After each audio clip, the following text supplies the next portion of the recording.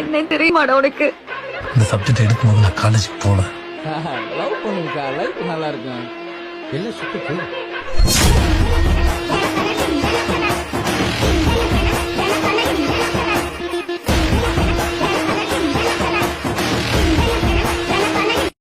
எல்லாருமே ஒரு நாளைக்கு ஒருத்தரை ஒருத்தர் விட்டு போறவங்க தானே ராஜா.